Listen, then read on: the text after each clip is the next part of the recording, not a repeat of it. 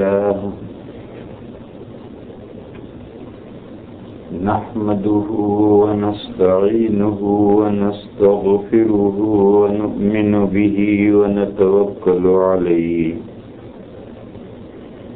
ونعوذ بالله من شرور أنفسنا ومن سيئات أعمالنا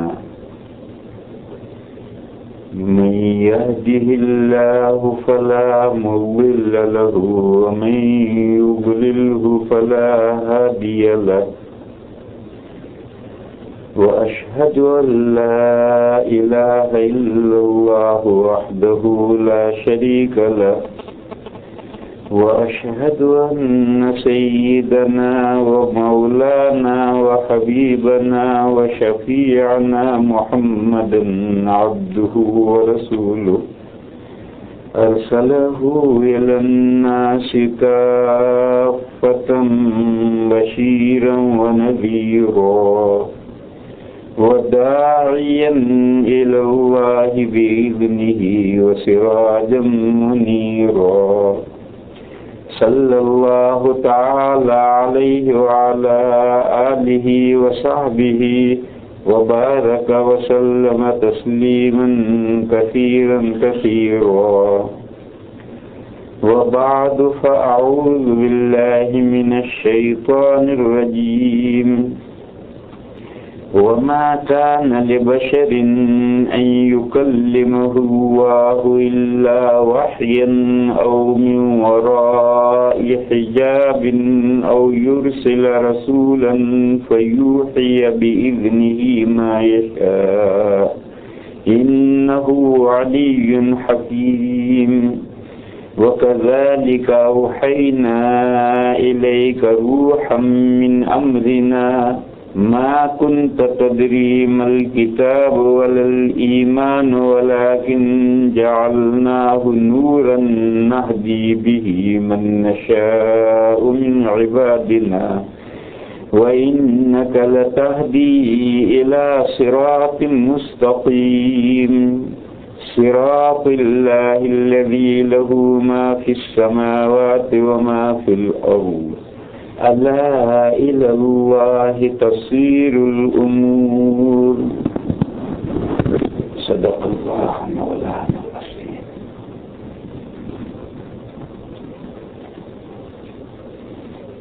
بزرگوں اور بھائیوں، باتیں کرنے کے لیے بہت ہیں، دن تھوڑے. پھر چھٹی کا وقت بھی آپ حضرات کا گزر گیا، کل سے آپ کو کام پر بھی جانا ہے، تو اس لیے زیادہ روکا بھی نہیں جا سکتا. عصر کے بعد سوال جواب کی مجلس ہے، اس میں سوالات کی ایک تھپی آئی ہوئی اور روز ایک سوال کا جواب نہیں مٹتا، وہ سال بھر کے سوال آتا ہے اور سب اہم ضروری کام کے سوال آتے ہیں، بیکار فضول سوال نہیں. لیکن اب ان سب کو بیان کرنے کے لیے وقت کہاں سے لایا جائے؟ اگر مختصر جواب دے کر کے ٹرخایا جائے تو تشفی نہیں ہوگی، اور تفصیل سے سمجھایا جائے تو وقت چاہیے.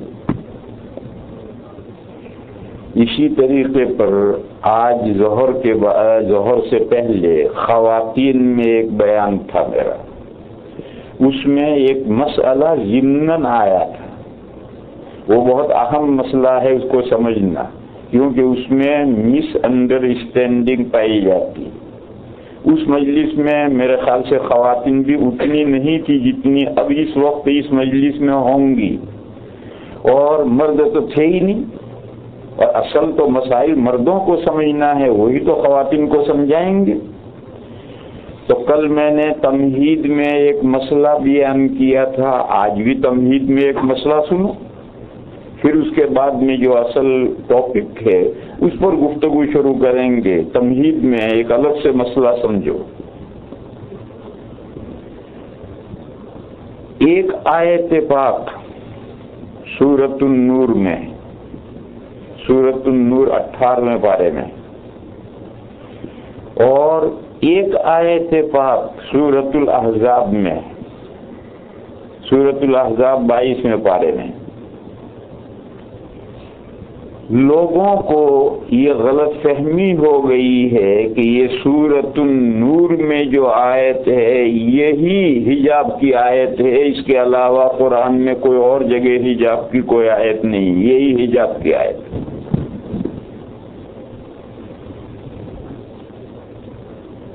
جبکہ ایسا نہیں، یہ آیت ہے اور دوسری آیت سورہ احزاب میں ہے۔ سورۃ النور میں جو آیت ہے وہ محارم سے حجاب کی ہے، اور سورۃ الاحزاب میں جو آیت ہے وہ اجانب سے حجاب کی ہے، کہ اجنبی لوگوں سے جن سے کوئی رشتہ نہیں ان سے عورتوں کو کتنا حجاب کرنا ہے، پردہ کرنا ہے، اور ایک محارم ہے جن سے رشتہ نکاح ہوتا ہی نہیں یا ان میں نکاح کی صلاحیت ہی نہیں، ان سے کتنا پردہ کرنا ہے۔ سورۃ النور میں یہ محارم سے حجاب کی آیت ہے، اجنبی لوگوں سے حجاب کی آیت سورۃ الاحزاب میں ہے، مگر لوگ اس سورۃ الاحزاب والی آیت کو نظر انداز کر دیتے ہیں اور اس سورۃ النور والی آیت کو سمجھتے ہیں کہ بس یہی سب کچھ، یہی آیت پاک ہے اور سارے مسائل کا تعلق اسی سے ہے، اور اس کی وجہ سے لوگوں کو غلط فہمی ہو گئی کہ چہرہ حجاب میں نہیں۔ یہ جو چہرہ حجاب میں نہیں ہے، یہ جو لوگوں کو غلط فہمی ہو گئی ہے، مردوں کو بھی اور عورتوں کو بھی یہ غلط فہمی ہو گئی ہے، وہ غلط فہمی یہاں سے ہوئی ہے کہ جو سورۃ النور کی آیت ہے اس کو اجنبی ہر طرح کے حجاب کی آیت سمجھ لیا گیا ہے۔ میرے بھائیو، اگر یہ ہر طرح کے حجاب کی آیت ہے تو سورۃ الاحزاب کی آیت پھر کہاں فٹ کرو گے؟ بات حقیقت یہ ہے کہ دو حجاب الگ الگ ہیں، ایک اجنبیوں سے حجاب ہے اور ایک محارم سے حجاب ہے۔ ان کا حجاب اور ہے، ان کا حجاب اور ہے۔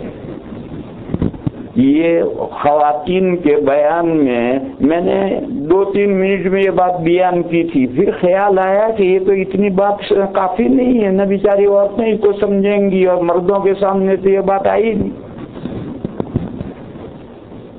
لہذا ان دو جگہوں کو سمجھو۔ پھر آپ لوگوں میں جو پڑھے لکھے سمجھدار لوگ ہیں وہ قرآن کریم کھول کر دونوں جگہ کی آیتوں کا ترجمہ کریں، اور جو میں وہ ترجمہ اور تفسیر دیکھیں، اور جو میں باتیں کہتا ہوں اس کو سوچیں، خود مطالعہ کریں جو میں دو جگہ کی آیتوں کو سمجھاتا ہوں۔ سورہ احزاب میں بہت پیچھے سے یہ مضمون چلا آ رہا ہے کہ نبی پاک صلی اللہ تعالی علیہ وسلم نے حضرت زید بن حارثہ کو اپنا بیٹا بنایا تھا، ایڈاپٹ کیا تھا، پھر ان کا نکاح کروایا تھا حضور نے اپنی پھوپھی ذات بہن حضرت زینب بنت جحش سے۔ پھر دونوں کا میاں بیوی کا نباہ نہیں ہوا۔ حضور نے بہت سمجھایا حضرت زید کو، کیونکہ حضرت زید گویا بیٹے تھے، بہت سمجھایا مگر بیل منڈے نہیں چڑھی، اور ایک وقت آیا کہ حضرت زید نے اپنی بیوی کو طلاق دے دی۔ اس معاملے میں حضرت زینب پر 2 دھبے لگے تھے۔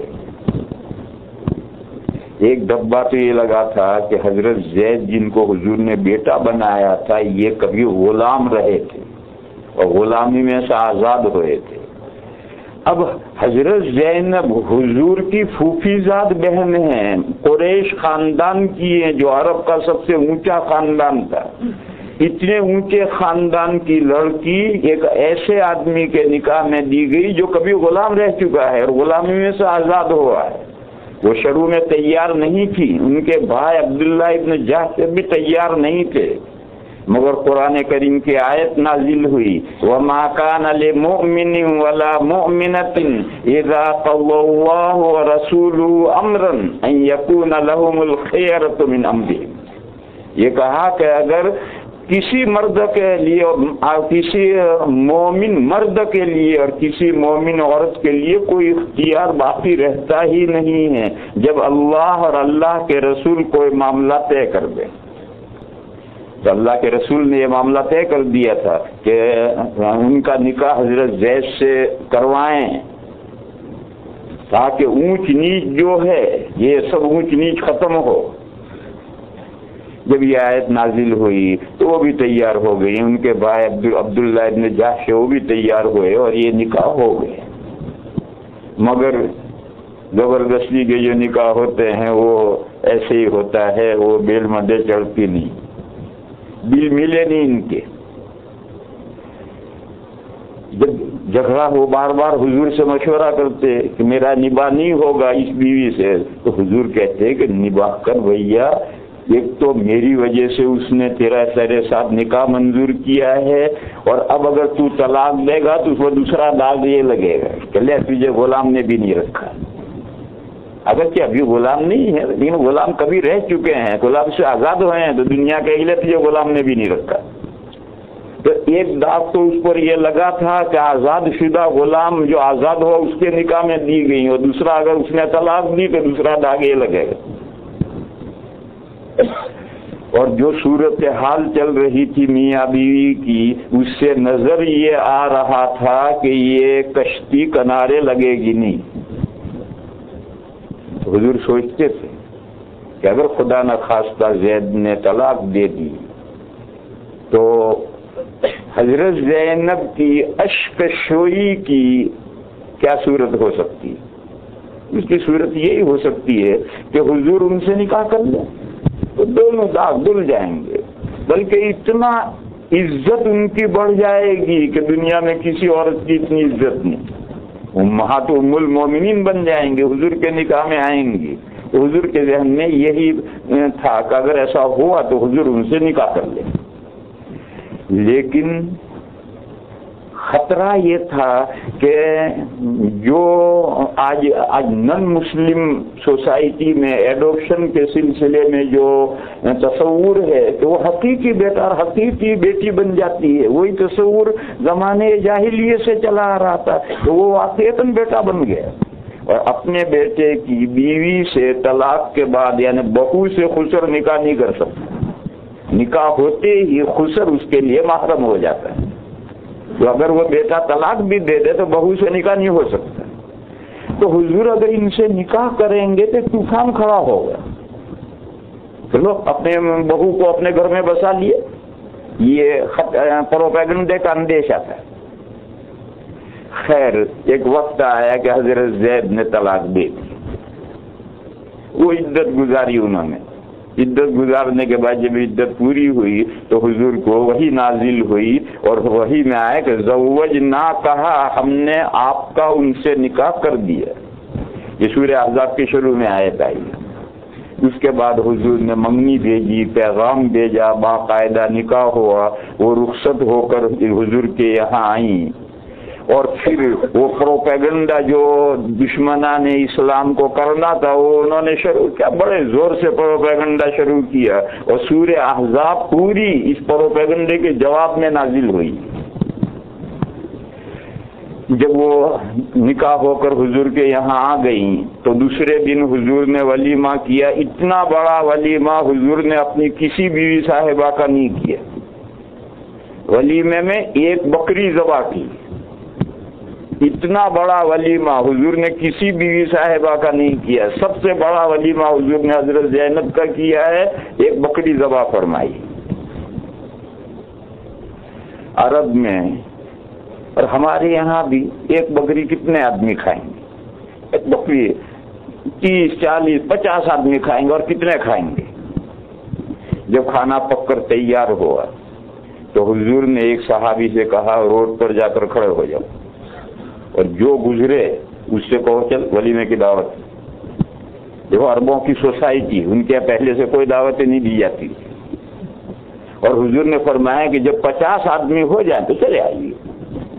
اچھا وہیں کھڑے کھڑے جو بھی گزرے اس سے کہو ولیمے، حضور کے ولیمے کی دعوت ہے، چلو حضور کے ولیمے کی دعوت ہے. اور 50 کی تعداد ہو جائے تو چلے آئیے. اور ہمارے یہاں اگر اس طرح کسی کو بلاؤ تو ہونٹ اتنا پھول جائے گا کہ ناک سے اوپر جائے گا. ہمارے گھر کھانا نہیں ہے. ارے بابا کس نے کہا تیرے گھر کھانا نہیں؟ خیر وہ کھانے والے آئے، آ کر کھانا کھایا، سب نے کھانا کھا کر کے اکثر تو چلے گئے. کچھ لوگ وہی حضور کے گھر میں بیٹھے بیٹھے باتوں میں لگ گئے، اور یہ گپ جو شروع ہوتی ہے تو اس کا کوئی اینڈ ہی نہیں آتا. اچھا اب کمرہ ایک ہے، اس کمرے میں پردہ ٹانگ کر پیچھے دلہن بیٹھی ہوئی، ادھر مہمان کھانا کھا رہے ہیں، ان کو کھا کر چلے جانا چاہیے، کچھ لوگ بیٹھے ہیں گپ کر رہے ہیں. اب حضور ان سے کہہ بھی نہیں سکتے کہ بھئی جاؤ، تو حضور خود اٹھے اور حضور اٹھ کر کے باہر نکل گئے، اور دوسری جو بیویاں تھی سب کے گھر گئے، اس کے یہاں اس کے یہاں مزاج پرسی کر کے کافی دیر کے بعد لوٹے تو اب یہ بیٹھے بیٹھے گپ کر رہے ہیں. ان کو اتنا تو احساس ہونا چاہیے کہ گھر کا مالک نکل کے چلا گیا ہے، آخر کوئی تو وجہ ہے نہیں. وہ اب بھی باتیں کر رہے ہیں. جب حضور واپس آئے تو پھر ان کو کچھ احساس ہوا کہ ہم یہاں بیٹھ کر جو باتیں کر رہے ہیں یہ ٹھیک نہیں. تو پھر وہ اٹھ کر کے چلے گئے. بس ان کے چلے جاتے ہی حجاب کی آیتیں نازل ہوئی ہیں وہیں. اور پہلی آیت یہاں سے شروع ہو رہی ہے، یا ایھا الذین آمنوا لا تدخلوا بیوت النبی الا ان یؤذن لکم. اے وہ لوگوں جو ایمان لائے ہو، نبی کے گھر میں اجازت کے بغیر مت آؤ. یا ایھا النبی یا ایھا الذین آمنوا لا تدخلوا بیوت النبی. نبی کے کئی گھر ہیں، ان گھروں میں سے کسی گھر میں اجازت کے بغیر داخل مت ہو. الا ان یؤذن لکم الا طعام غیر ناظرین اناہ. دعوت میں بلایا ہے، دعوت تو دوپہر کو 11 بجے کے بعد کھانا ہوگا، 8 بجے آ کر بیٹھ گئے. ارے بھائی میری آپ کے یہاں دعوت ہے؟ ارے بھائی دعوت تو ہے، 11 بجے کے بعد آئیے. 8 بجے آ کر بیٹھ گئے، ہمیں کسی کام کا ہی نہیں چھوڑا. تو کہا اگر دعوت میں بھی آؤ تو کھانا پکنے کے انتظار میں آ کر مت بیٹھو. غیر ناظرین اناہ، کھانے کے پکنے کے انتظار میں آ کر مت بیٹھو. ولکن اذا دعیتم فادخلوا، جب تمہیں بلایا جائے تو داخل ہو. وَإِذَا طَعِمْتُمْ فَانْتَشِرُوا، کھانا کھا چکو تو منتشر ہو جاؤ. اسی لمبی آیت ہے، وہ سارے اجزاء بیان کروں گا تو دیر لگے گی. اسی میں آگے جا کر کے یہ مضمون آیا ہے کہ تم جو یہاں بیٹھے بیٹھے گپ کر رہے ہو، باتیں کر رہے ہو، اس سے حضور کو تکلیف پہنچ رہی ہے. اور حضور شرم کی وجہ سے تمہیں کہہ نہیں رہے ہیں. اللہ تعالیٰ دو ٹوک کہتے ہیں. اللہ کو کیا شرم ہے کسی کی؟ تو اللہ تو تمہیں دو ٹوک سنا رہے ہیں، مگر حضور شرم کی وجہ سے تمہیں کہہ نہیں پا رہے تھے. لہذا کھانا کھا کر بیٹھو مت، دفع ہو یہاں سے. پھر قرآن نے کہا کہ دیکھو تمہارے لیے یہ مناسب نہیں ہے کہ کسی پہلو سے اللہ کے نبی کو تکلیف پہنچاؤ. یہ ایک صورت ہوئی، بیٹھے رہنے سے حضور کو تکلیف پہنچی تو قاعدہ کلیہ بتلایا ہے، وَلَا أَن تُؤْذُوا رَسُولَ اللَّهِ. تمہارے لیے یہ جائز ہی نہیں ہے کہ تم کسی بھی طریقے صورت میں اللہ کے نبی کو ستاؤ، تکلیف پہنچاؤ، یہ جائز نہیں ہے. وَلَا أَن تَنكِحُوا أَزْوَاجَهُ مِن بَعْدِهِ أَبَدًا. اور نہ تمہارے لیے یہ جائز ہے کہ جب حضور نہیں رہیں گے، حضور کی وفات کے بعد میں حضور کی بیویوں سے کبھی بھی نکاح کرو، یہ جائز نہیں تمہارے لیے. پہلا حکم تو یہ آیا. پھر اسی آیت میں یہ حکم آیا کہ تم جب حضور کی ازواج مطہرات سے جو صحابہ کی مائیں ہیں، صحابہ مومنین ہیں، وہ امہات المومنین ہیں، ان کی مائیں ہیں، سب سے پہلا حکم دیا کہ وَإِذَا سَأَلْتُمُوهُنَّ مَتَاعًا فَاسْأَلُوهُنَّ مِنْ وَرَاءِ حِجَابٍ. ازواج مطہرات سے کوئی سامان مانگو تو پردے کے اوٹ میں کھڑے رہ کر مانگو. جو ان کی مائیں ہیں ان کے ساتھ. پھر وہ مائیں ہیں، پھر پردہ. جی ایک ماں تو نسبی ہے، اور یہ مائیں احترام کی مائیں، تعظیم میں مائیں ہیں۔ ایک مرتبہ حضرت عائشہ کی ایک شاگردہ نے حضرت عائشہ کو یہ کہا، اے میری امی، وہ شاگردہ ہے، عورت ہے، لڑکی ہے، اس نے حضرت عائشہ سے کہا، اے میری امی۔ حضرت عائشہ نے فوراً ٹوکا، میں تیری ماں نہیں ہوں، میں امت کے مردوں کی ماں ہوں، میں تیری ماں نہیں ہوں۔ حضرت عائشہ نے فوراً اسے ٹوکا کہ میں تیری ماں نہیں ہوں، میں تو امت کے مردوں کی ماں ہوں۔ یعنی تعظیم اور نکاح کی حرمت میں وہ مائیں ہیں، اور یہ تو عورت ہے، یہاں نکاح کا مسئلہ ہی کوئی نہیں ہے، تو ماں ہونے کا کوئی مطلب ہی نہیں۔ تو بہرحال تعظیم نکاح کی حرمت میں وہ امت کے مردوں کے لیے مائیں ہیں، مگر پھر بھی قرآن نے حکم دیا کہ وَلَا وَإِذَا سَأَلْتُمُوهُنَّ مَتَاعًا فَاسْأَلُوهُنَّ مِنْ وَرَاءِ حِجَابٍ، پردے کے پیچھے سے مانگو۔ پھر آگے چل کر پھر آیت آئی کہ یہ جو حضور کی ازواج ہیں ان کا پردہ کس سے نہیں، تو اس کے لیے مستقل آیت آئی، وَلَا جُنَاحَ عَلَيْهِنَّ فِي آبَائِهِنَّ وَلَا أَبْنَائِهِنَّ وَلَا إِخْوَانِهِنَّ وَلَا أَبْنَاءِ إِخْوَانِهِنَّ وَلَا أَبْنَاءِ أَخَوَاتِهِنَّ وَلَا نِسَائِهِنَّ وَلَا مَا مَلَكَتْ أَيْمَانُهُنَّ وَاتَّقِينَ اللَّهَ۔ یہ کہا کہ یہ رشتے ہیں جن سے ازواج مطہرات کا اجنبیوں والا پردہ نہیں۔ یہ کون ہیں؟ ان کے باپ، ازواج مطہرات میں سے ہر ایک کے باپ، ان سے کوئی پردہ نہیں، اجنبیوں والا پردہ نہیں۔ ان کے بیٹے، یعنی پہلے شوہروں سے جو ان کے بیٹے ہیں، حضور سے تو کوئی اولاد ہوئی نہیں، جو پہلے شوہروں سے جو ان کے بیٹے ہیں ان کے ساتھ کوئی پردہ نہیں۔ ان کے بھائی، ان سے کوئی پردہ نہیں۔ ان کے بھتیجے، ان سے کوئی پردہ نہیں۔ ان کے بھانجے، ان سے کوئی پردہ نہیں۔ اور مسلمان عورتوں سے کوئی پردہ نہیں۔ ایک مسئلہ ہے جو لوگ جانتے ہی نہیں، اور وہ قرآن کریم میں مسئلہ ہے، وہ یہ ہے کہ مسلمان عورت کو غیر مسلم عورت سے بھی پردہ کرنا ہے، محارم والا پردہ، غیر مسلم عورتوں سے بھی پردہ کرنا ہے، محارم والا، اجنبیوں والا نہیں، اجنبیوں والا پردہ نہیں، محارم والا پردہ کرنا ہے غیر مسلم عورتوں سے بھی۔ کوئی غیر مسلم ہو، ہندو ہو، عیسائی ہو، یہودی ہو، کوئی ہو، غیر مسلم عورت ہے، اس سے پردہ کرنا ہے۔ مسلمان عورت کو محارم سے جتنا پردہ کرنا اتنا پردہ ان سے کرنا۔ محارم کا پردہ بھی بتاؤں گا، اس لیے کہا ولا نسائہن، ان کی عورتیں یعنی مسلمان عورتوں سے ان کا کوئی پردہ نہیں۔ ولا ما ملکت ایمانہن، اور وہ جن کے مالک ہیں ان کے دائیں ہاتھ۔ وما ملکت ایمانہن، اس ٹکڑے کی تفسیر میں امام ابو حنیفہ اور امام شافعی رحمہم اللہ میں اختلاف ہو گئے۔ امام ابو حنیفہ علیہ الرحمہ کہتے ہیں کہ اس ٹکڑے میں مراد ہیں باندیاں، غیر مسلم آزاد عورت سے تو پردہ ہے، لیکن حضور کی بیویوں کے ملکیت میں کوئی باندی ہے اور وہ باندی مسلمان نہیں، تو اس سے کوئی پردہ نہیں، کہ وہ باندی تو گھر میں رہے گی۔ یہ امام ابو حنیفہ علیہ الرحمہ فرماتے ہیں۔ اور اگر ازواج مطہرات کی ملکیت میں کوئی غلام ہے تو غلام سے پردہ ہے۔ حضرت امام شافعی علیہ الرحمہ فرماتے ہیں کہ نہیں، وما ملکت میں ما عام ہے، جو باندی غلام دونوں سے شامل۔ تو اب یہ مستقل اختلافی مسئلہ ہوا دو اماموں میں۔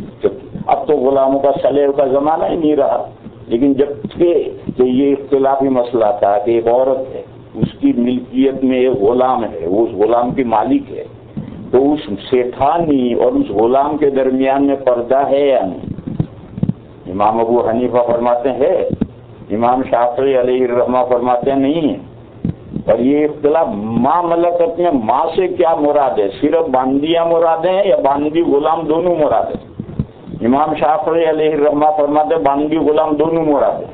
امام ابو حنیفہ فرماتے نہیں، صرف باندیاں مراد ہیں۔ اور مراد یہ ہے کہ مسلمان عورتوں سے تو پردہ نہیں ہے، غیر مسلم عورتوں سے پردہ ہے، لیکن وہ غیر مسلم عورتیں اگر ان ازواج مطہرات کی باندیاں ہوں تو پھر ان سے پردہ نہیں۔ یہ آیت آئی ہے۔ اس کے بعد معلوم ہے کہا کہ یہ اتنے رشتے ہیں، ان رشتوں کے ساتھ ازواج مطہرات کا پردہ نہیں ہے۔ پھر اس کے بعد آگے جا کر آیت آئی یا ایھا النبی قل لازواجک وبناتک ونساء المؤمنین یدنین علیہن من جلابیبہن، اے پیغمبر اپنی بیویوں سے کہیے، اپنی بیٹیوں سے کہیے، اور مسلمانوں کی عورتوں سے کہیے۔ بولو کیا سب یہ آگے کوئی کسی کا ایکسیپشن نہیں ہے، سب کا کہا، اپنی بیویوں سے بھی کہیے، اپنی بیٹیوں سے بھی کہیے، مسلمانوں کی عورتوں سے کہیے کہ وہ اپنے چہروں پر اپنی چادریں کھینچ لیا کریں، یعنی جب ان کے سامنے ان رشتوں کے علاوہ دوسرے آئیں، یہ محارم ہیں، ان کے لیے تو لا جناح علیہن، کوئی گناہ نہیں ان پر، لیکن ان کے علاوہ اگر کوئی شخص سامنے آئے گا یا یہ حضور کی بیویاں، حضور کی بیٹیاں، مسلمانوں کی عورتیں گھر سے نکلیں گی تو کوئی نہ کوئی سامنے آ سکتا ہے۔ تو اس زمانے میں ایسے آج کل کے فیشنیبل برقعے نہیں تھے، آج کل تو بڑے فیشنیبل برقعے ہیں، اور ایسے برقعے ہیں کہ اس برقعے پر دوسرا برقع اڑانا چاہیے، وہ برقع خود برقعے کا محتاج ہو گیا ہے، وہ نہ دیکھتا ہو تو بھی دیکھے، ایسے برقعے زرق برق ہیں کہ اگر نہ دیکھتا ہو تو بھی دیکھے، لیکن دور اول میں نہیں تھا۔ جیسے ہندوستان میں آپ نے ہندوستان پاکستان میں دیکھا ہوگا، پرانے زمانے کی بوڑھی عورتیں ایک بڑا اوڑھنا اوڑھتی تھی، ساڑی نہیں، ساڑی تو پتلی چوڑائی میں کم ہوتی ہے، وہ بڑا اوڑھنا ہوتا تھا، تو وہ جو اوڑھنا انہوں نے اوڑھ رکھا ہے اس کا جو اوپر کا پلہ ہے چہرے سے اوپر کو کھینچ کر کے نیچے لے، چہرہ اس کے پیچھے چھپ گیا۔ جب بھی کوئی ان رشتے داروں کے علاوہ کوئی بھی سامنے آئے یا گھر سے نکلنا ہو تو قرآن نے کہا آپ ان سے کہیے، سب سے، اپنی بیویوں سے کہیے، اپنی بیٹیوں سے کہیے، اور مسلمانوں کی عورتوں سے کہیے کہ یدنین علیہن من جلابیبہن، جلابیب جلباب کی جمع ہے، جلباب بہت لمبی چوڑی چادر ہوتی ہے جسے عورتیں اوڑھتی ہیں۔ تو کہا کہ جو ابھی تک رواج ہے ہندوستان میں، ہندو عورتیں لاج نکالتی، وہ بڑا اوڑھنا اوڑھی کوئی آئے گا تو منہ کا پلہ کر دیں گے، تو لاج نکالنا کہتے ہیں۔ تو یوں سے یوں پلہ کر کے چہرہ چھپا لو یا اوپر سے نیچے کھینچ کر چہرہ چھپا لو، حجاب ہو گیا۔ تو گھر میں ہے اور کوئی اجنبی آیا تو کب سے اوپر سے لوگ اوڑھنا نیچے کھینچ لیا، چہرہ چھپا لیا۔ باہر نکلنا ہے تو چہرہ چھپا کر کے نکلیں گے، یدنین علیہن من جلابیبہن، یہی حجاب ہے اجنبیوں سے۔ اجنبی کوئی گھر میں آئے یا عورتیں گھروں سے اپنی کسی ضرورت سے نکلیں تو ان کو چہرہ چھپا کر نکلنا ہے۔ چہرہ انسان کا وہ عضو ہے، مرد اور عورت، مرد کا بھی عورت کا بھی چہرہ وہ عضو ہے جس میں پورے جسم کی بیوٹی اکٹھا ہو جاتی ہے، اور خاص طور پر جو بیوٹی جس کی لوگ دیکھتے ہیں وہ سب چہرے میں ہیں، آنکھیں کیسی ہیں، خوبصورت ہیں یا بھونڈی ہیں، ہنسنے کا انداز کیا ہے، یہ تو خاص طور پر حسن میں دیکھا جاتا ہے، چہرے کا رنگ کیا ہے، ناک نقشہ کیا ہے، یہ تو ساری چیزیں یہی تو بیوٹی دیکھتے ہیں۔ ہاتھ کتنے انچ لمبا ہے، کتنے انچ چھوٹا ہے، وہ کون دیکھتا ہے؟ ٹانگ کتنے فٹ جو ہے کتنا لمبا ہے کتنا چھوٹا، کون دیکھتا ہے؟ یہی چیزیں دیکھنے، ناک نقشہ پورے چہرے کا نقشہ، آنکھوں کی بیوٹی تو سب سے آگے، ہنسنے کا انداز اور بولنے کا انداز یہ بیوٹی میں خاص طور پر دیکھا جاتا ہے۔ یہ سارے محاسن، یہ ساری خوبیاں اللہ نے مرد کے بھی چہرے میں اکٹھا کی ہیں، عورت کے بھی چہرے میں اکٹھا۔ بس میرے بھائیو، اگر یہ چہرہ جس میں ساری بیوٹی اللہ نے اکٹھا کی ہے، اگر اسی کا پردہ نہیں ہے تو پھر پردے کی کوئی ضرورت ہی نہیں، پھر آگے کوئی پردے کی ضرورت ہی نہیں، پھر پردہ آگے بے معنی ہے۔ اصل پردہ اسی چہرے کا ہے۔ اجنبی گھر میں آئے گا تو عورت کو اوڑھنا اوڑھ لینا ہے، راستے میں اگر عورت اجنبی، آج بھی ہندوؤں میں یہ رواج ہے، فوراً اللہ ان کو لاج نکالیں گے۔ بہو گھر کی عورت جیٹھ کے سامنے جائے گی، فوراً پردہ چہرہ چھپا کر جائے گی، خسر کے سامنے جائے گی چہرہ چھپا کر جائے گی، یہ ہندوؤں میں رواج ہے۔ تو قرآن نے وہی حکم دیا ہے، اور اجنبیوں سے حجاب کی یہی آیت ہے، اور اوپر سے جو سیریز آ رہی ہے مسائل کی وہ یہی آ رہی ہے کہ حضور کا نکاح ہوا، ولیمے میں کچھ لوگ آئے، بلائے گئے، وہ کھانا کھا کر بیٹھے رہے، اس پر یہ آیتیں نازل ہونی شروع ہوئی، اور سب سے پہلا حکم یہ دیا گیا کہ حضور گھر میں بلائے بغیر مت آؤ، اور جب کھانا کھا چکو تو چلے جاؤ، اور ازواج مطہرات سے کوئی چیز مانگنی ہو تو پردے کے پیچھے سے مانگو، ذالک اطہر لقلوبکم وقلوبہم، اس سے تمہارے دل بھی پاک رہیں گے، ازواج مطہرات کے دل بھی پاک رہیں گے، پردے کے پیچھے مانگو۔ اور حضور کو ستاؤ اور تکلیف پہنچانا یہ کسی مومن کے شائن نشان نہیں ہے، اور اسی بات سے حضور کی ازواج سے نکاح حرام کر دیا گیا ہے۔ پھر مضمون آگے بڑھایا کہ حضور کی بیویوں کے لیے لا جناح علیہن، ان پر کوئی گناہ نہیں ہے ان رشتوں میں، 7 رشتے گنائے کہ ان کے ساتھ پردہ نہ کرنے میں ان پر کوئی گناہ نہیں۔ پھر یہ گنا کر کے پھر آگے یہ آیت نازل کی کہ سب سے کہیے، حضور اپنی بیویوں سے بھی کہیے، اپنی بیٹیوں سے بھی کہیے، مسلمانوں کی عورتوں سے بھی کہیے کہ وہ جب کسی اجنبی کا سامنا ہو، چاہے گھر میں اجنبی آ جائے، چاہے باہر نکلنا ہو اور اجنبی کا سامنا ہو سکتا ہو، تو وہ اپنے چہروں پر اپنے اوڑھنے آگے کھینچ لیں۔ تو چہرے ہی کے پردے کا حکم ہی دیا گیا ہے، حجاب کیا ہے، اور اجنبیوں سے حجاب کیا ہے، اوپر سے سب اجنبیوں ہی کا تذکرہ چل رہا ہے، اور بیچ میں جن سے حجاب نہیں تھا ان کی الگ آیت آئی کہ ان پر کوئی حرج نہیں، ان سے پردہ نہ کرنے میں کوئی حرج نہیں۔ اب سورہ نور میں آؤ، جو سورہ نور کی آیات پاک ہیں جس سے یہ غلط فہمی ہوئی ہے لوگوں کو کہ حجاب کی ساری آیتیں یہی ہیں، ان آیتوں کو سمجھو۔ وہ آیتیں محارم سے حجاب کی ہیں، محرم سے حجاب کی ہیں، اجنبیوں سے حجاب کی نہیں ہیں۔ آیت یہاں سے شروع ہوتی ہے، وَقُلْ لِلْمُؤْمِنِينَ يَغُضُّوا مِنْ أَبْصَارِهِمْ وَيَحْفَظُوا فُرُوجَهُمْ۔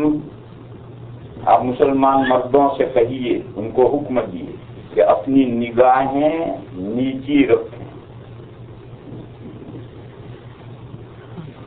اور اپنی شرمگاہوں کی حفاظت کریں۔ ان دو حکموں میں جوڑ ہر آدمی سمجھ سکتا ہے۔ یہ جو نگاہیں آوارہ ہو جاتی ہیں، جب مرد کی نگاہیں آوارہ ہو جاتی ہیں تو پھر شرمگاہ کی حفاظت بہت مشکل ہو جاتی ہے، اور آدمی کی نگاہیں کنٹرول میں ہیں تو شرمگاہوں کی حفاظت بہت آسان ہے۔ وہ یہ نگاہیں نیچی رکھنے کا حکم جو شریعت نے دیا ہے وہ شرمگاہ کی حفاظت کے لیے۔ پھر یہ آیت لمبی ہے، پوری ہوئی، اس کے بعد اگلی آیت شروع ہوئی، اسے سمجھو۔ وَقُلْ لِلْمُؤْمِنَاتِ يَغْضُضْنَ مِنْ أَبْصَارِهِنَّ وَيَحْفَظْنَ فُرُوجَهُنَّ، اور مسلمان عورتوں سے کہیے، پہلا حکم تو مسلمان مردوں کو دیا، اللہ نے فرمایا مسلمان عورتوں سے کہیے کہ وہ بھی اپنی نگاہیں نیچی رکھیں اور اپنی شرمگاہوں کی حفاظت کریں۔ جو حکم مردوں کو دیا گیا ہے وہی حکم عورتوں کو دیا گیا ہے۔ وَقُلْ لِلْمُؤْمِنَاتِ يَغْضُضْنَ مِنْ أَبْصَارِهِنَّ وَيَحْفَظْنَ فُرُوجَهُنَّ، عورت گھر سے نکلے گی یا چہرے پر اوڑھنا کھینچ لے گی تب بھی عورت کو نظر تو آئے گا۔ برقع اوڑھنے کے بعد بھی عورت تو دیکھنے کے لیے سوراخ رکھے گی، یا پردہ کپڑا باریک ہوگا اس میں سے عورت کو نظر آئے گا، تو یہ مطلب نہیں ہے کہ برقع اوڑھ کر نقاب ڈال کر سوراخوں میں سے جتنے تماشے دیکھنے ہیں عورت دیکھتی رہے، سڑک پر چل رہی اسے بھی گھور رہی، اسے بھی گھور رہی، اسے بھی گھور رہی ہے، نہیں۔ اس نقاب ڈالنے کے بعد بھی نگاہیں نیچے رکھنی، اس کو یہ نہیں پتا چلنا کہ دائیں کون گیا بائیں کون گیا، فاصلے سے کون آ رہا ہے، اس کو معلوم نہیں ہونا کہ اپنی برقع اوڑھ کر نقاب ڈال کر نگاہیں نیچے رکھ کر کے اپنا چل رہی۔ فرمایا کہ یہ طریقہ، یہ تدبیر ہے شرمگاہوں کی حفاظت کی، اور اگر عورتیں اپنی نگاہیں لڑائیں گی تو وہ اپنے ناموس کی حفاظت نہیں کر سکیں۔ وَقُلْ لِلْمُؤْمِنَاتِ يَغْضُضْنَ مِنْ أَبْصَارِهِنَّ وَيَحْفَظْنَ فُرُوجَهُنَّ وَلَا يُبْدِينَ زِينَتَهُنَّ إِلَّا مَا ظَهَرَ مِنْهَا، یہ کہا کہ وہ اپنی زیبائش ظاہر نہ کریں مگر وہ زیبائش جو عام طور پر کھلی رہتی ہے، اس کا ایکسیپشن، باقی اپنی زیبائی ظاہر نہ کریں۔ الا ما ظہر منہا کی تفسیر کیا ہے؟ صحابہ کے زمانے سے، حضور کے زمانے سے اس کی تفسیر روایات میں یہی آتی ہے کہ چہرہ اور دونوں ہتھیلیاں، چہرہ اتنا جتنا نماز میں دھوتے ہیں، وضو میں دھونا فرض ہے، اتنا چہرہ، اور دونوں ہتھیلیاں پونچوں تک دونوں ہاتھ۔ حضرت امام شافعی علیہ الرحمہ نے پونچوں تک دونوں ہاتھوں کے حکم میں ٹخنوں سے نیچے کے دونوں پیروں کو بھی اس کے ساتھ لاحق۔ اب 3 اعضاء ہو گئے، الا ما ظہر منہا کا مصداق 3 اعضاء ہو گئے، چہرہ، ہتھیلیاں اور قدم، پیروں کے پنجے، ٹخنے نہیں۔ تو اس کو مستثنا کر کے قرآن نے کہا اپنی زینت ظاہر نہ کریں۔ زینت ان کی کیا ہے؟ ان کی زینت جو زیور پہن رکھا ہے وہ بھی زینت ہے، اور خود ان کا جسم بھی زینت ہے۔ خود عورتوں کا جو جسم ہے یہ خود سب سے بڑی زینت ہے، اور جو اس پر انہوں نے زیور پہن رکھا ہے وہ سونے پہ سہاگا ہے، لہذا دونوں اس میں آ گئے۔ ان کا اپنا جسم بھی ظاہر نہ کریں، اور اس جسم کے اس حصے میں پورے سر سے پیر تک پورا جسم عورت کا زینت ہے۔ اور اس بیوٹی کو ڈبل کرنے کے لیے اگر عورت نے کہیں کوئی زیور پہن رکھا ہے تو وہ زیور بھی زینت میں ہے۔ یہ کہا کہ اپنے جسم کا، پورے جسم کا، سر سے پیر تک اپنے پورے جسم کا کوئی پاس سے ظاہر نہ کریں، اور اس میں اگر زیور پہن رکھا وہ زیور بھی ظاہر نہ کریں، وہ پورا جسم ظاہر نہیں کرنا۔ ہاں، الا ما ظہر منہا، مگر وہ جسم جو عام طور پر کھلا رہتا ہی ہے، ہر وقت اسے ڈھانکے رہنے میں حرج اور تنگی ہے، اس کو ایکسیپشن کر دیا، اور باقی کے لیے حکم دیا کہ اپنا جسم اور اپنے جسم کا کوئی زیور ظاہر نہ کرے۔ پھر اگلا حکم دیکھو میرے بھائیو، وَلَا يُبْدِينَ زِينَتَهُنَّ إِلَّا مَا ظَهَرَ مِنْهَا وَلْيَضْرِبْنَ بِخُمُرِهِنَّ عَلَى جُيُوبِهِنَّ، کہا ان کے سینے پر اپنی اوڑھنی سینے پر ڈال کر کے سینے کا ابھار چھپائیں، سینہ کھلا نہیں، کرتا پہن رکھا ہے، لیکن کرتا پہننے کے باوجود سینے کا ابھار محسوس ہوتا ہے، تو قرآن نے مستقل حکم دیا کہ اپنے سینوں پر اوڑھنی ڈالے رہیں۔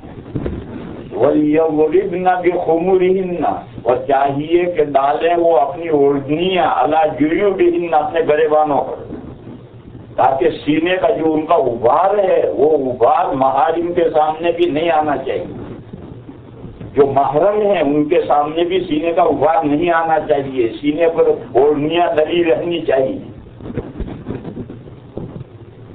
یہ جو حکم دیا جا رہا ہے یہ کس کے سامنے؟ تو پچھلا جو آیت کا ٹکڑا تھا اسے پھر لوٹا ہے، اور پھر لوٹا کر کے وہ رشتے دار بیان کیے جن کے سامنے یہ احکام ہے. وَلْيَضْرِبْنَ بِخُمُرِهِنَّ عَلَى جُيُوبِهِنَّ وَلَا يُبْدِينَ زِينَتَهُنَّ. یہ وہی ٹکڑا ہے جو اوپر آیا تھا، اسے پھر دوبارہ لائے اور دوبارہ لا کر کے وہ رشتے بیان کرنے ہیں جن رشتوں کے تعلق سے یہ احکام دیے جا رہے ہیں. وَلَا يُبْدِينَ زِينَتَهُنَّ إِلَّا لِبُعُولَتِهِنَّ أَوْ آبَائِهِنَّ أَوْ آبَاءِ بُعُولَتِهِنَّ أَوْ أَبْنَائِهِنَّ أَوْ إِخْوَانِهِنَّ أَوْ بَنِي إِخْوَانِهِنَّ أَوْ بَنِي أَخَوَاتِهِنَّ أَوْ نِسَائِهِنَّ أَوْ مَا مَلَكَتْ أَيْمَانُهُنَّ أَوِ الطِّفْلِ الَّذِينَ لَمْ يَظْهَرُوا أَوِ التَّابِعِينَ غَيْرِ أُولِي الْإِرْبَةِ مِنَ الرِّجَالِ أَوِ الطِّفْلِ الَّذِينَ لَمْ يَظْهَرُوا عَلَى عَوْرَاتِ النِّسَاءِ وَلَا يَضْرِبْنَ بِأَرْجُلِهِنَّ لِيُعْلَمَ مَا يُخْفِينَ مِنْ زِينَتِهِنَّ وَتُوبُوا إِلَى اللَّهِ جَمِيعًا أَيُّهَا الْمُؤْمِنُونَ لَعَلَّكُمْ تُفْلِحُونَ. اتنی لمبی ایک آیت. فرمایا کہ عورتیں اپنی زینت ظاہر نہ کریں. وہ الا ما ظہرا، وہ استثناء اپنی جگہ ہے کہ جو اعضاء کھلے رہتے ہی ہیں وہ رہتے ہیں، اس کو چھپانے کا حکم نہیں. ان چہرہ، ہتھیلیاں اور پیروں کے علاوہ اپنی زینت عورتیں ظاہر نہ کریں، مگر اپنے شوہروں کے سامنے، اپنے باپوں کے سامنے، اپنے خسروں کے سامنے، اپنے بھائیوں کے سامنے، اپنے بھتیجوں کے سامنے، اپنی بھانجوں کے سامنے اور اپنی عورتوں کے سامنے، مسلمان عورتوں کے سامنے. اور ایسے بچے جو اتنے چھوٹے بچے ہیں کہ ان کو عورتوں کے بھیدوں کا کچھ پتہ ہی نہیں. ابھی الطفل الذین لم یظہروا علی عورات النساء، عورتوں کا پتہ ہی نہیں. یا گھر میں ایک شخص اجنبی ہے مگر گھر میں وہ طفیلی بن کر رہتا ہے، اور اولی الاربۃ من الرجال، وہ مرد ہے مگر مردوں والی خواہش بڈھے میں ہے ہی نہیں. ایک بڈھا ہے، اجنبی ہے، مگر کسی گھر میں وہ پڑ گیا ہے، وہیں کھاتا ہے، پیتا ہے، کام کرتا ہے، رہتا ہے مرد مگر اتنا بوڑھا ہو گیا ہے کہ مردوں والی خواہش اس میں ہے ہی نہیں. یہ بھی اس لسٹ میں لیا کہ یہ وہ رشتے دار ہیں جن کے سامنے اوپر جس زینت کا استثناء کیا ہے الا ما ظہر منہا، وہ استثناء ان رشتے داروں کے سامنے. پھر یہ کہا کہ عورتوں کے لیے بھی ضروری ہے کہ جب وہ چلیں تو پیر زمین پر پٹکیں نہیں، زمین پر زور سے پیر ماریں کہ اندر پجامے کے اندر جو زیور ہے وہ بجے اور بج کر اس کی آواز باہر آئے. پیر مارنے کی بھی اجازت نہیں. ولا یضربن بارجلہن، اور اپنے پیر نہ پٹکیں. لیعلم ما یخفین من زینتہن، تاکہ پتہ چل جائے کہ اندر کپڑے کے اندر کیا زیور پہن رکھا ہے، اس زیور کی آواز بھی باہر نہیں آنی چاہیے. پھر یہ کہا کہ دیکھو یہ احکام ہیں، اس احکام میں اگر کوئی کوتاہی ہو جائے تو اللہ سے توبہ کرو، کامیابی تمہاری اسی میں. وَتُوبُوا إِلَى اللَّهِ جَمِيعًا أَيُّهَا الْمُؤْمِنُونَ، اے مومنو سارے اللہ کی طرف متوجہ ہو، توبہ کرو. لَعَلَّكُمْ تُفْلِحُونَ، تاکہ تم کامیاب ہو. تو اب سمجھنا ہی اس میں یہ ہے کہ پہلے آیت شروع ہوئی وَلَا يُبْدِينَ زِينَتَهُنَّ إِلَّا مَا ظَهَرَ مِنْهَا. اس الا پر دوسرے الا کا عطف ہے. آپ حضرات عربی نہیں جانتے، ترکیبیں نہیں جانتے، اس لیے تھوڑا مجھے دشواری پیش آئے گی سمجھانے میں. پٹری جو بدلتی ہے ایک جگہ سے یوں بدلتی، تو ایک جگہ سے جو پٹری گئی وہ پٹری بدل کر دوسری پٹری نکلی، اس میں طرف نکلی کہاں سے؟ وَلَا يُبْدِينَ زِينَتَهُنَّ إِلَّا، اب اللہ کے بعد لائن بدلے گی مَا ظَهَرَ مِنْهَا، اور پھر وہی دوسری لائن بدلے گی وَلَا يُبْدِينَ زِينَتَهُنَّ إِلَّا لِبُعُولَتِهِنَّ. تو وہ زینت جس کا آگے ایکسپشن آ رہا تھا اسی کے بارے میں یہ رشتے دار بتائے گئے ہیں کہ یہ وہ رشتے دار ہیں جن کے سامنے الا ما ظہر منہا کھلا رہ سکتا، یعنی یہ چہرہ اور ہاتھ اور پیر جو ہیں یہ کھلے رہ سکتے ہیں. یہ رشتے داروں کی لسٹ ہے جس میں رشتے داروں کے علاوہ بھی کوئی بھی بچہ ہو، ایسا بچہ لم یظہر علی عورات النساء، عورتوں کی پوشیدہ باتوں کا اس کو ابھی کچھ بھنک نہیں پڑی. کسی گھر میں کوئی طفیلی بن کر رہتا ہے مرد، مگر مردوں والی کوئی خواہی اس کے اندر نہیں، ایسا بڈھا ہو گیا ہے، تو ان کو بھی اس لسٹ میں لیا ہے. لیکن تمام یہ جو پوری لسٹ ہے ان کے سامنے جو اوپر الا ما ظہر منہا کہا تھا وہ الا ما ظہر منہا ان رشتے داروں کے سامنے یہ سارے محارم ہیں. اس محارم کے ساتھ اور بھی لیے گئے، جیسے مسلمان عورتوں کو لیا گیا. یہی آیت ہے جس کی بنیاد پر یہ کہا ہے کہ غیر مسلم عورت سے پردہ واجب ہے جتنا اجنبی سے پردہ ہے ایسا ہی غیر محرم عورت سے پردہ ہے. اور یہ جو پردے میں نسائہن ہے، مسلمان عورت کے سامنے چہرہ، ہتھیلیاں اور پیر کھول سکتے. اب آگے مسئلہ سنو. ایک مسئلہ ہے ستر کا. جیسے مرد کا ستر ناف سے گھٹنے تک، اس کے علاوہ ستر نہیں. ایسے عورتوں کا بھی ستر ہے، وہ ستر کا مسئلہ الگ ہے. میاں بیوی کے درمیان میں کوئی ستر نہیں. بیوی مرد شوہر کے حق میں، شوہر بیوی کے حق میں کوئی ستر نہیں. فرض کے درجے میں کوئی ستر نہیں، لیکن استحباب کے درجے میں ستر ہے. حدیث شریف میں ہے، حضرت عائشہ صدیقہ فرماتی ہیں کہ نبی پاک صلی اللہ تعالی علیہ وسلم نے کبھی میرے جسم کو نہیں دیکھا اور میں نے کبھی حضور کے جسم کو نہیں دیکھا، یعنی شرمگاہ. حالانکہ حضرت عائشہ حضور کی پیاری بیوی ہے، چہیتی بیوی ہے، محبوبہ ہیں اور 9 سال حضور کی خدمت میں رہی ہیں. اور وہ یہ کہتے ہیں کہ میں نے حضور کا خاص جسم نہیں دیکھا اور نہ حضور نے میرا خاص جسم دیکھا.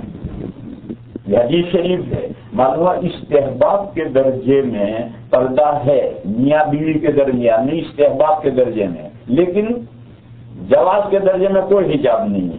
مرد عورت کا سارا جسم دیکھ سکتا ہے، عورت مرد کا سارا جسم دیکھ سکتی ہے. اور استحباب کا درجہ یہ ہے کہ مرد عورت کا خاص جسم اور عورت مرد کا خاص جسم نہ دیکھیں. پھر آگے بڑھو. وہ محارم جن سے ہمیشہ کے لیے نکاح حرام ہے ان کے ساتھ پردہ اس کو بعد میں رکھو. ایک عورت مسلمان عورت کے سامنے اس کا ستر وہی ہے جو مرد کا مرد کے لیے ہے، یعنی ناف سے گھٹنے کے نیچے تک کا جسم ایک مسلمان عورت دوسری مسلمان عورت کے سامنے بھی نہیں کھول سکتی. زچگی وجگی کی ضرورت ہے وہ الگ ہے، اس کے احکام الگ ہے. بے ضرورت جتنا مرد کا ستر ہے اتنا ہی عورت کا ستر ہے. عورت کا مرد کا یہ ستر تو عام ہے، ناف سے گھٹنے تک کا بدن کے علاوہ باقی بدن مرد ہر ایک کے سامنے کھول سکتا. کوئی بھی دیکھے، دوسرا مرد دیکھے، مسلمان دیکھے، کافر دیکھے، عورت دیکھے، کوئی بھی دیکھے. کیوں؟ اسے دھندا کرنا ہے، کھیت میں دکانوں میں کپڑے اتار کر کرتا اتار کر دھندا کر رہا ہے تو کیسے وہ بدن چھپائے رہے گا؟ وہاں سے عورت گزرے گی وہ بھی دیکھے گی. اس لیے مرد کا ستر جو ہے وہ تو گھٹنے سے ناپ تک ہے، بقیہ جسم کسی کے حق میں ستر نہیں.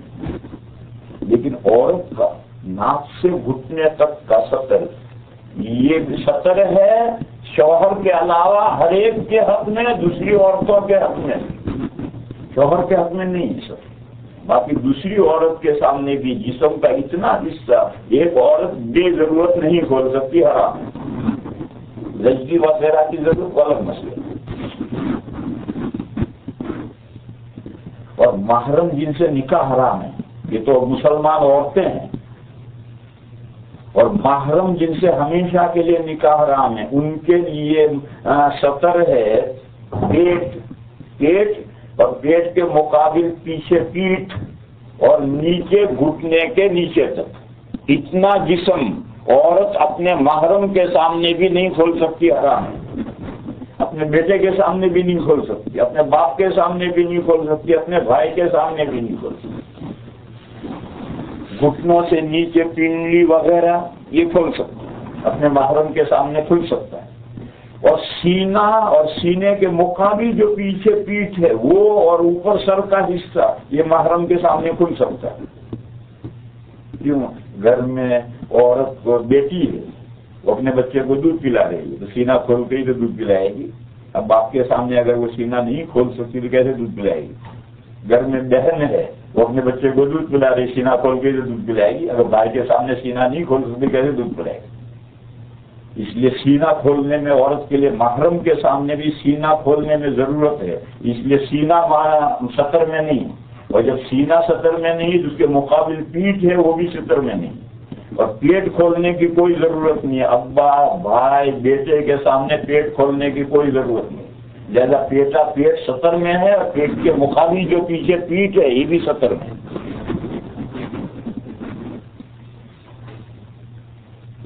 یہ تو سطر ہے، اور ایک ہے حجاب۔ سطر کا مطلب کہ اس کو کھولے گی تو وہ گناہ کبیرہ ہوگا، وہ حرام ہے اس کا کھولنا۔ اور حجاب کا مطلب یہ ہے کہ شریعت کا حکم یہ ہے کہ اتنا جسم عورت چھپائے رکھے تاکہ معاشرے میں برائیاں نہ پھیلیں۔ اس کے لیے یہ آیت آئی کہ چہرہ، 2 ہتھیلیاں اور 2 پیر، بس اتنا ہی حصہ عورت اپنے محرم کے سامنے کھلا رکھے گی، اور بقیہ سب کپڑے میں رکھے گی، اور کپڑے میں بھی کرتا پہن کر سینے کا ابھار معلوم ہو رہا ہے تو اس پر اوڑھنی ڈالے گی تاکہ وہ سینے کا ابھار معلوم نہ ہو، اور چلے گی تو پیر زور سے نہیں مارے گی کہ کپڑے کے اندر کا زیور بجے اور اس کو پتہ چلے۔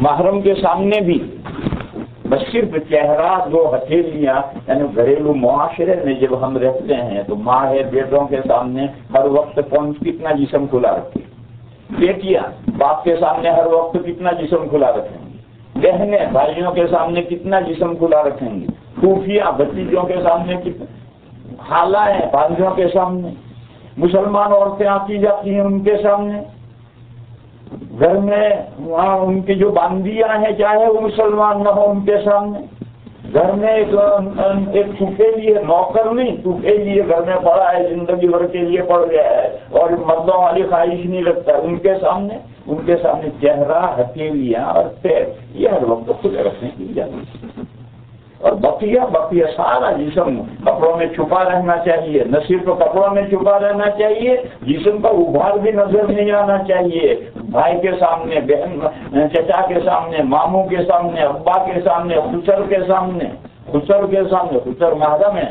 مگر اس کے سامنے بھی چہرے کے سینے کا ابھار نظر نہیں آنا چاہیے، اس کو اوڑھنی ڈالے رکھنا چاہیے گھر میں۔ اور جو جسم کے اندر زیور ہے تو اس طرح سے نہیں چلنا چاہیے عورتوں کو کہ وہ زیور بجے اور پتہ چلے کہ یہ زیور پہن رکھا۔ یہ سب احکام ہیں محارم کے ساتھ عورتیں کس طرح سے بڑھیں، اور اجنبیوں کے ساتھ کیا معاملہ ہوگا وہ سورہ احزاب میں ہے۔ اب اگر یہ سورہ نور والی آیتوں کو آپ اجنبیوں کو بھی یہاں لے لیں گے تو پھر سورہ احزاب کی آیتوں کو کیا کرو گے؟ لوگوں کو غلط فہمی یہ ہوئی ہے کہ انہوں نے کہا الا ما ظہر منہا، ہر ایک کے لیے، ایسے ہر ایک کے لیے نہیں ہے۔ آگے پھر لائن اللہ کے بعد یوں لائن گئی ہے، وہ اللہ کے بعد پھر یوں لائن بدلے گی، اور آگے پھر وہ سارے رشتے بتلائے ہیں جن رشتوں کے سامنے یہ الا ما ظہر کا ایکسیپشن ہے، الا ما ظہر کا جو ایکسیپشن ہے اس کو آگے بتلائے۔ اب کوئی سوال کرے گا کہ میاں بیوی تو ان کے یہاں تو اتنا نہیں ہے، تو یہ سارا جسم کھلے، ارے سارا جسم تو کسی خاص وقت کھلتا ہے، تو ہر وقت عورت شوہر کے سامنے ننگی تھوڑی ناچتی ہے۔